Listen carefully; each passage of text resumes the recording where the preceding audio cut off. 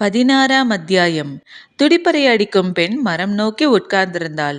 அவளது விரல்கள் துடியின் வலது புறத்தை இழுத்து இழுத்து அடித்த ஓசையை எழுப்பிக் கொண்டிருந்தன. 4 பின்னல் சடையை பின்னிய பெண்கள் உள்ளிறங்கினர். வகிடி எடுத்து இருபக்கச் சடை பின்னல் மட்டும் யாரும் போடவில்லை. எனவே அது துடி வாசிக்கும் பெண்ணுக்கு உரியது என்பது கபிலருக்கு புரிந்தது. அந்த பெண்ணை இதற்கு முன்னால் பார்த்தது போல் இருந்தது. ஆனால் எங்கென்று நினைவில்லை. உள்ளிறங்கிய பெண்கள் தாங்கள் பின்னி இருந்த சடைமுடியை அவிழ்த்தனர். கூந்தல் பரவி தோல் முழுக்க சரிந்தது. மெல்ல தலையை ஆட்டியபடி இருந்தனர். அணங்குகள் இறங்குகின்றன என்றான் பாரி. மோகினி என அஞ்சப்படும் வனதேவதைகளே அணங்குகளாவர். அணங்குகள் முழங்கும் ஓசை விரித்த கூந்தலின் வழியே வெளிவரத் தொடங்கியது. கபிலர் உற்று பார்த்தபடி இருந்தார். அவரது கவனம் பாடுபவள் சொல்லிச் செல்லும் கதையின் மீதே இருந்தது. ஊரை விட்டு கிடை புறப்பட்டது. கோடை வெயில் தகித்து கொண்டிருந்தது. அவர்கள் அதற்கேற்ற நிலப்பகுதிக்கு பார்த்து கிடையை செலுத்தி கொண்டிருந்தனர். தோழியை கண்டு பம்மியபடி நகர்ந்து கொண்டிருந்தான் கோவன். அவனது பம்மலுக்கு காரணம் செம்பாவுக்கு முதலில் புரியவில்லை. நிலை கொண்டு தங்காமல் தொடர்ந்து நடந்து கொண்டிருந்தது கிடை. கோவன் மறைந்து மறைந்து சிரித்து கொண்டு இருந்தான். ஒரு பிற்பகல் நேரத்தில் தோழி நாணல் கூடையில் வெண்சாந்து உருண்டையை தூக்கியபடி கிடையின் பின்புற ஓரத்தில் வந்து கொண்டிருந்தாள்.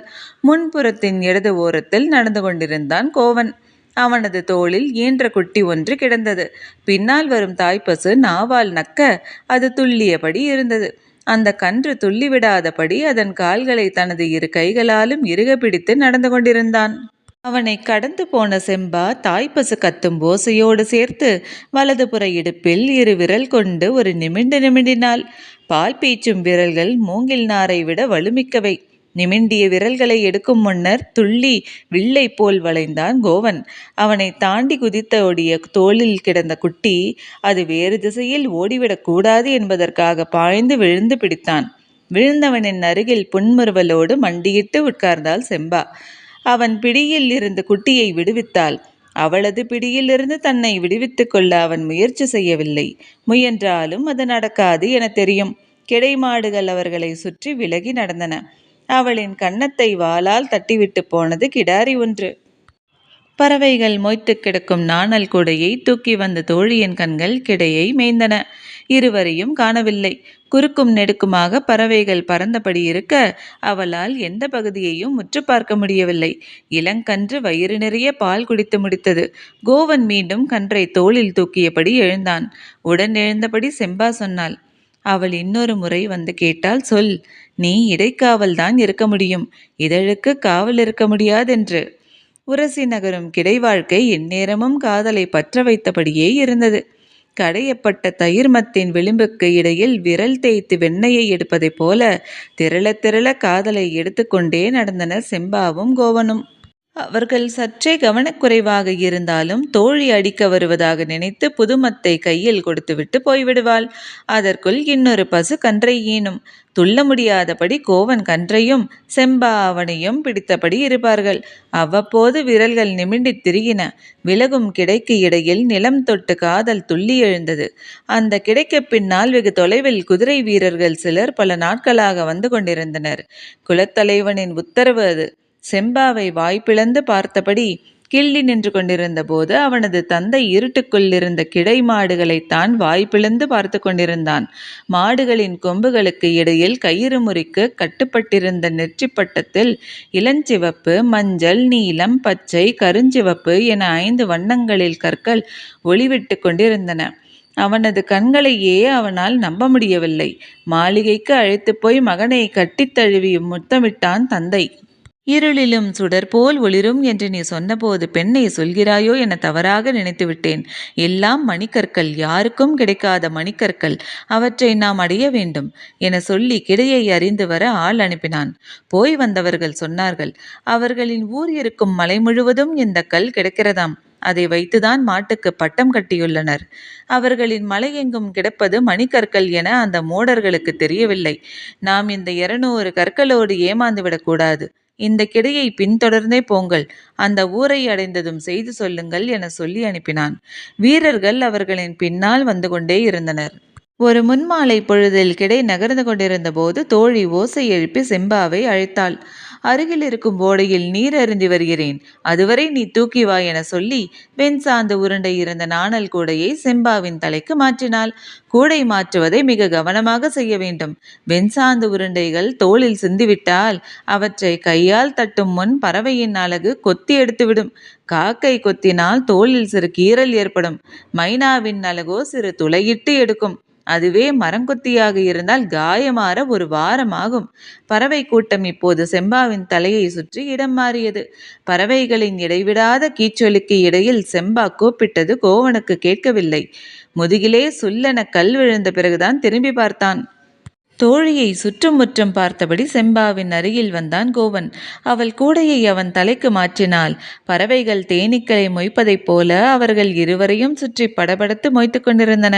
உடல் மேல் சிந்திய வெண்சாந்து உருண்டையை பறவைகள் கொத்தி எடுப்பதால் தான் அவன் இப்படி நெளிந்தும் வளைந்தும் பாடாய் படுகிறான் என பார்த்தவர்கள் நினைத்தனர். பசுக்களுக்கு இடையில் படர்ந்ததைப் போல பறவைகளுக்கு இடையில் சுழன்றது அந்த காதல். பசுக்கள் விலகி நடக்கவும் பறவைகள் கூடி பறக்கவும் இவர்களுக்காகத்தான் கற்றுக்கொண்டது போல இருந்தது. குருவி ஒன்று அவர்களின் இதழை கொத்திய பிறகுதான் செம்பா அவனை விட்டு விலகி நீர் அருந்தி வருவதாக கூறி ஓடையை நோக்கி சென்றாள். தோழி போன அதே ஓடை பாதையில் அவள் நடந்தபோது எதிரில் வந்து கொண்டிருந்தாள் தோழி. பறவையின் இறகு ஒன்று கண்ணில் விழுந்து விட்டது, ஊதிவிடு என சொல்லி தோழியிடம் முகத்தை நீட்டினாள் செம்பா. அவள் இடது கன்னத்தை பிடித்து கண்ணுக்குள் ஊதப் போகும்போதுதான் செம்பாவுக்கு நினைவு வந்தது. பதிந்து கிடக்கும் பல் தடத்தை அவள் பார்த்து விடுவாளோ என்று. சட்டென கன்னத்தை அவள் கையிலிருந்து விலக்கி சரியாகிவிட்டது என்றாள் செம்பா. தோழியோ இன்னும் ஊதவே இல்லையடி என்று சொன்னபோது இல்லை இல்லை சரியாகிவிட்டது என கூறி விலக முயன்ற செம்பாவின் முகத்தை இரு கைகளாலும் அழுத்தி பிடித்து நிறுத்தினாள் தோழி. செம்பா அதிர்ச்சியோடு அவளை பார்த்தாள். திரும்பி பார்க்காதே, குதிரைகள் இன்னும் நம்மை பின்தொடர்ந்துதான் வந்து கொண்டிருக்கின்றன. தோழியின் சொல் செம்பாவை இடி என தாக்கியது. கலங்கியிருந்த கண்களை பார்த்த தோழி தூசி இன்னும் இருக்கிறது என சொல்லியபடி இழுத்து மூச்சு வாங்கி ஊதிவிட்டாள். செம்பாவின் கண்ணீர் துளி காற்றில் பறந்தது. இரவு கிடை பெரியாம்பளைகளிடம் செய்தியை சொன்னார்கள். கிடையின் திசை வழியை மாற்றி ஊர் நோக்கி நடந்தார்கள். துள்ளி குதித்து கிடை எங்கும் பரவியபடி இருக்கும் செம்பாவின் சிரிப்பை அதன் பிறகு கோவன் பார்க்கவே இல்லை. 2 நாட்களுக்கு ஒரு முறை புதிதாக ஈனும் குட்டிகளை அவன் தோளில் சுமந்தபடி நடந்து கொண்டே இருந்தான். செம்பா அருகில் வரவே இல்லை. பெரியாம்பளைகள் ஏன் கிடையின் போக்கை மாற்றி ஊருக்கு போக முடிவெடுத்தார்கள் என்பதும் அவனுக்கு விளங்கவில்லை. சரி, ஊருக்கு வேகமாக போனால் செம்பாவுடனான தனது திருமணம் வேகமாக நடக்கும். அதனால் நாமும் வேகமாகவே நடப்போம் என முடிவெடுத்து கோவணனின் கால்கள் கிடையின் முன்கால்களாக மண்மிதிச்சு சென்றன. 2 மாதங்களுக்கு முன்னரே இந்த கிடை ஊர் திரும்பிவிட்டது. ஊரில் இருந்தது கிழவன்களும் கிழவிகளும் தான். மற்றவர்கள் எல்லாம் கிடை போடப் போயிருக்கின்றனர். வழக்கம் போல முதுவேனில் காலம் முடியும் பொழுதுதான் வருவார்கள். ஊர் முழுவதும் இடையில் திரும்பிய கிடையை பற்றித்தான் பேச்சாக இருந்தது. கோவணனுக்கு செய்தி இப்போதுதான் தெரிய வந்தது. பெரியாம்பளைகளோடு சண்டைக்கு போனான். அவசரப்பட்டு முடிவு எடுத்து விட்டீர்கள். அவர்கள் இப்போது செம்பாவை தூக்க ஊருக்கு படை திரட்டி வந்தால் என்ன செய்வது?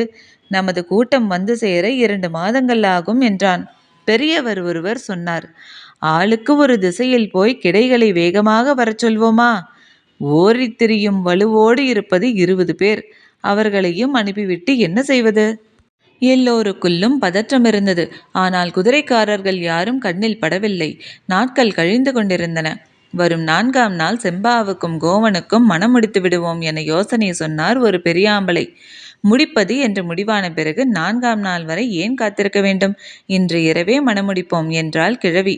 அச்சத்தை மகிழ்ச்சி கொண்டு கடக்க முடிவு செய்தனர். மணவிழாவுக்காக ஏற்பாடுகள் தொடங்கின. சாணம் கரைத்து தெருவெங்கும் மெழுகினர். கோவன் இளைஞர்களோடு செம்மலையின் குகைகளுக்குள் அமர்ந்து பாதுகாப்புக்கான திட்டங்களை தீட்டிக் கொண்டிருந்தான். இப்போது அந்த 20 இளைஞர்களோடு 200 மாடுகளும் 13 கிடை நாய்கள் மட்டுமே இருந்தன. அவற்றை கொண்டு எதையும் சமாளிக்க முடியும் என அந்த 20 பேர் நம்பினர். நான் அந்த ஊருக்குள் போகவில்லை. ஆனால் வளமான ஊர். படைபலம் சற்றே அதிகமிருக்கும் என்று நினைக்கிறேன். அதற்கு ஏற்ப திட்டம் வேண்டும் என்றான் கோவன். செம்மலையின் மேற்கிலும் வடக்கிலும் அடர்ந்த காடு. அதற்குள் எந்த படையும் ஊடுருவி வர முடியாது. படைகள் வந்தால் கிழக்கிலும் தெற்கிலும் இருந்துதான் வர முடியும். வருவதை அறிய பல காத தொலைவுக்கு முன்னரே கிடை நாயோடு ஆட்கள் நிறுத்தப்பட்டார்கள். மலையெங்கும் கோவனை தேடி அலைந்த சிறுவன் உச்சி வெயிலில் பச்சை குகைக்குள் அவனை பார்த்தான். இன்னைக்கு இரவுல உனக்கும் செம்பாவுக்கும் திருமணமாம். பெரியாம்பளை சொல்லிவிட்டாரு என்றான் அவன். கோவனனுக்கு ஆத்திரம் ஏறி வந்தது. எல்லாம் தப்பு தப்பா முடிவெடுக்கிறான் அந்த கிழவன் என கொதித்தான். மற்றவர்கள் அவனை சமாதானப்படுத்தினர். சிறுவனிடம் மாலையில் மணமேடைக்கு கோவன் வருவான் என சொல்லி அனுப்பினார். 200 மாடுகளில் கொல்லிக்கொம்பு மாடுகள் 20 இருந்தன. விரிக்கொம்பு மாடுகள் 30 இருந்தன. நெற்றியில் 3 சுழியும் ஒன்றுடன் ஒன்று எதிர்த்திருக்கும் இடிமேலி மாடுகள் 26 இருந்தன. மற்றவை எல்லாம் சொல்லிக்கொள்ளும்படியான மாடுகள் இல்லை. ஆனாலும் கொம்பு உள்ள மாடுகள்தான். அவற்றை பயன்படுத்துவதற்கான திட்டத்தை வகுத்து கொண்டிருந்தான் கோவன். மலையை விட்டு ஊருக்குள் இறங்கி வந்த 3 இளைஞர்கள் கோவன் சொல்லி அனுப்பிய எரிச்சாற்று பச்சிலையை அரைத்து கொடுக்க சொல்லி கேட்டனர். அதை கேள்விப்பட்டு ஊரே நடுங்கியது. குலமே அழிந்தாலும் செய்யக்கூடாத செயல் இது. எங்களின் உயிரை போனாலும் நாங்கள் அதை அரைத்து கொடுக்க மாட்டோம் என்று எல்லா கிழவிகளும் சொல்லிவிட்டனர். வேறு வழியின்றி இளைஞர்கள் மலை திரும்பும் போது குறுக்கிட்ட செம்பா 3 களையங்களை நீட்டினாள். அவர்கள் கேட்டதை விட அதிகமானதாகவே அது இருந்தது. பொழுது இறங்க தொடங்கியது. ஊர் முழுவதும் சாணம் மெழுகி கோலம் போட்டு முடித்தனர். ஊரே கூடி கொண்டாட வேண்டிய திருமணம் இப்படி கையளவு ஆட்களை வைத்து நடத்த வேண்டியதாகிவிட்டதே என்று எல்லோருக்குள்ளும் கவலை படர்ந்திருந்தது. ஆனால் வாசலில் கோலம் மலர்ந்து விட்டால் கவலைகள் எல்லாம் காற்றாக பறந்து போகும். நீராட்டுச் சடங்கு தொடங்க வேண்டிய நேரம் வந்துவிட்டது. பிற 4 வீட்டு பெண்களும் செம்பாவை அழைத்து கொண்டு ஊரின் மேற்கு பக்க காட்டின் நடுவில் இருக்கும் செங்குளத்துக்கு போனார்கள். சூரியன் இறங்கத் தொடங்கிய போது தூரத்து மேட்டில் கிடைநாய் ஒன்று பாய்ந்து வருவதை மலை மேலிருந்து கவனித்தான் கோவன். திட்டங்களை செயல்படுத்தும் நேரம் நெருங்கிவிட்டது. ஊரார்களை மலைக்கு மேல் ஏற்றுங்கள் என்றான். பேரோசைக்கும் கூச்சலுக்கும் நடுவில் எல்லோரும் மலையேறினர். செம்பாவை தேடின கோவணனின் கண்கள். மணநீராட்டுக்காக செங்குளத்துக்கு அழைத்துச் செல்லப்பட்டிருப்பதாக சொன்னார்கள். இந்த ஏற்பாடுகளை செய்த கிழவனை வெட்டி கொள்ள வேண்டும் போல் இருந்தது. மின்னலென போய் திரும்புகிறேன் என சொல்லி மேற்கு திசை காட்டுக்குள் ஓடினான் கோவன். போகும்போது அவனுக்கு பிடிபட்டது. கிழவன் செய்த செயல் ஒரு விதத்தில் நல்லதே. செம்பாவை 4 வீட்டு தோழிகளும் நீராட்டினர். உச்சி எடுத்து பின்னியிருந்த அவளது இரட்டை பின்னல் கூந்தலை மெல்ல கழற்றி கோவணனின் வீட்டு அடையாளமாக 3 சடை பின்னலை பின்னத் தொடங்கினர். வழக்கமாக இந்த சடங்கின் போது கேலி பேச்சும் கிண்டல் சொல்லுமாக செங்குளமே கலங்கி போயிருக்கும். ஆனால் இன்று அப்படி அல்ல. 4 பெண்களும் 3 பின்னல் சடையை பின்னி முடித்த போது குளக்கரையில் வந்து நின்றான் கோவன். அவர்கள் 4 மட்டும் தனியாக அழைத்தான். சுற்றி முற்றி பார்த்தான். வெண்சாந்து உருண்டை வைக்கப்பட்டு பயன்படுத்தப்பட்ட நாணல் கூடையை ஒன்று நைந்து நிலையில் இருந்தது. அதை எடுத்து வந்து அதன் மீது கையை வைத்தபடி வாக்கு கேட்டான். என்ன நடந்தாலும் செம்பாவை ஊருக்குள் கூட்டி வரக்கூடாது. அவர்கள் கையில் சிக்காமல் வெளியேற வேண்டும். 4 பெண்களும் பயந்து தயங்கியபடி இருக்க செம்பாவின் கை நாணல் கூடையை இறுக்கி பிடித்து அவனுக்கான வாக்கை அளித்தது. கோவன் மலை நோக்கி ஓடினான். தீப்பந்தங்களோடு அவர்களின் படை கிழக்கிலும் தெற்கிலுமாக ஊரை சூழ்ந்தது. ஊருக்குள் எதிர்ப்புகள் எதுவும் இல்லை. உறையூர் படைக்கு வாள் வீசாமலே வெற்றி கைகூடுவது போல் இருந்தது. ஊருக்கும் செம்மலைக்கும் இடையில் இருக்கும் இடைவெளிக்கு அந்த படை வரட்டும் என காத்திருந்தான் கோவன். அவன் எதிர்பார்த்த இடத்துக்கு படை வந்தது. கொம்பின் உச்சிமுனை வாள் போல மடித்து நீட்டியபடி இருக்கும் கொல்லிக்கொம்பு மாடுகளை 2 திசைகளுக்கும் 10 என பிரித்த கோவன் அவற்றின் மூக்கில் பச்சிலையை வைத்து நுழைத்தபடி கயிறுகளை உருவிவிட்டு சைகை செய்தான். உற்று பார்த்தால் தீ நிறத்தில் இருக்கும் அவற்றின் கண்கள் பச்சிலைச்சாறு மூக்கில் ஏறிய போது கண்ணில் பட்ட தீப்பந்தங்களையெல்லாம் குத்தி கிழித்து கொண்டு நுழைந்தன. இடது பக்கமும் வலது பக்கமும் 2 கைகளை விரித்ததைப் போல கொம்புகள் விரிந்து கிடக்கும் விரிகொம்பு மாடுகள் 30ம் உள்ளிறங்கின. அவை உள்ளே ஓடினாலே 2 பக்கங்களும் உள்ள குதிரைகளின் விழாவினை சீவி சரிந்தபடி இருக்கும். பச்சிலை உருண்டையை 2 காதுகளுக்குள்ளும் திணித்த பிறகு தலையை மறுத்து மறுத்து ஆட்டி ஆவேசம் கொண்டு உள்ளிறங்கின. அவற்றின் மண்டைக்குள் இறங்கும் பச்சிலையின் எரிசாறு கனப்பொழுதில் 100 முறை தலையை மறுத்தாட்டி வெறி கொள்ளச் செய்தது. மீதியிருக்கும் 100க்கும் மேற்பட்ட மாடுகள் எல்லாம் சிறப்பு தகுதியற்ற மாடுகள்தான். ஆனால் கொம்பு உள்ளவை. அது ஒன்று போதும். பிற மாடுகளை விட வலிமையாக அவற்றை பயன்படுத்த முடியும் என்பது கோவனுக்கு தெரியும். அவற்றின் குதத்துக்குள் கைகளை நுழைத்து இலை உருண்டைகளை அமுக்கினர். சிறிது நேரத்தில் அவற்றின் குடல் பிறண்டு தலைக்கு ஏறி கொண்டிருந்தது. பின்புற கால்களை உதறியபடி அவை வந்த வேகத்தில் பாறைகள் உருண்டன. மாடுகளின் நிலை கொள்ளாத சீற்றம் குதிரைகளை கலங்கடித்தது. தாவி சரிந்து உள்நுழைந்தன மாடுகள். ஊருக்குள் பட்டி போட்டு அடைக்கப்பட்டிருந்த கிடை நாய்கள் வயல்வெளிகளில் கிடையை விட்டு தனித்து பிரியும் முட்டுக்காலையே குறைத்தபடி மிரட்டி நகர்த்தும் பழக்கமுள்ள நாய்கள் அவை. குதிரையை தாண்டி குதிக்கக்கூடியவை. நாக்கை மடித்து சீச்சை அடித்தபடி ஒரு வங்கிழவன் பட்டியை திறந்துவிட்டான். பெரும் குறைப்பொலியோடு குதிரைகளின் பின்னங்கால் சப்பைகளின் மீது அவை பாய்ந்து கொண்டிருந்தன. உறையூர் படைக்கு என்ன நடக்கிறது என்றே புரியவில்லை. நாய்கள் பாய்ச்சலையும் மாடுகளின் ஆவேசத்தையும் எதிர்கொள்ள திணறிய நேரத்தில் கோவன் தனது இறுதி ஆயுதத்தை இறக்க முடிவு செய்தான். மலையின் பின்புறம் நின்று கொண்டிருந்த இடிமேலி மாடுகள் 26ஐயும் மலையொச்சியில் அணிவகுத்து நிறுத்தினான்.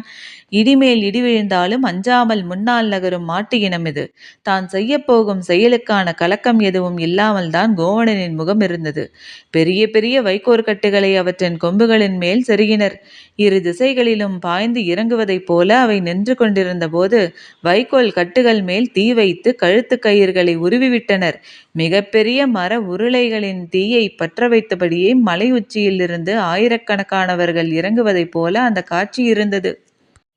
உறையூர் படை கதிகலங்கிய நேரத்தில் எரிந்து இறங்கும் தீப்பந்தத்தின் தழலில் செம்மலையின் மணிக்கற்கள் எல்லாம் ஒளி வீசின. மலையெங்கும் இருந்து பல்லாயிரம் பேர் பந்தங்களோடு இறங்குவதைப் போல் தெரிந்தது. இது கோவனாலும் திட்டமிடப்படாதது. நிலைமை அதிபயங்கரமானதை உணர்ந்த உறையூர் படை உயிர் தப்பினால் போதும் என ஓடத் தொடங்கியது. குறுக்கும் நெடுக்குமாக ஆவேசத்துடன் அலையும் கிடைமாடுகளின் நிலை கொண்ட இடத்திலிருந்து எளிதில் வெளியேறாதவை. அவற்றை கடந்து வெளியேற முடியாமல் உறையூரின் முழுப்படையும் அழிந்து கொண்டிருந்தது. வலையை தாண்டி மீன்கள் தவ்வுவதைப் போல குதிரைகளை தாண்டியபடி நாய்களின் பாய்ச்சல் நிகழ்ந்து கொண்டே இருந்தது. மிச்சம் மீதியை கோவணனின் கூட்டாளிகள் உள்ளிறங்கி வெட்டிச் சரித்தனர். பொழுது புலர்ந்தது. உறையூர் படை தோற்று ஓடியதை உறுதிப்படுத்தினான் கோவன். குடல் சரிந்த குதிரைகளும் உறையூர் வீரர்களின் உடல்களும் எங்கும் கிடந்தன. அவற்றுக்கு நடுவில் நடந்து கொண்டிருந்தான். பெரும் வாள் கொண்டு தலை 2 கூறுகளாக பிளக்கப்பட்ட விரிகொம்பு மாடு ஒன்று செத்து கிடந்தது. மாடுகளை பூச்சிகளும் உண்ணிகளும் கடிப்பதையே பொறுத்து கொள்ள முடியாமல் வெண்சாந்து உருண்டை செய்த குலத்தில் பிறந்த நான் எம் மாடுகள் அனைத்தும் அழிய பச்சிலை எரிச்சாற்றை என் கையாலே தந்துவிட்டேனே என கதறியபடி செத்து கிடந்த மாட்டின் முன் மண்டியிட்டு உட்கார்ந்தான். சரிந்து கிடந்த அதன் இருபக்க கொம்புகளையும் பீத்து எடுத்தான். தான் செய்யப்போகும் செயலுக்கான கலக்கம் எதுவும் இல்லாமல் தான் அவனது முகம் இருந்தது. சூரியன் அவனுக்கு நேரெதிராக மேலே எழுந்தபோது 2 கொம்புகளையும் முழு விசையோடு தொண்டைக்குள் இறக்கினான் கோவன். குருதி பொங்கிய போது கண்கள் மங்கின. இத்துடன் அத்தியாயம் முடிவடைந்தது. நன்றி.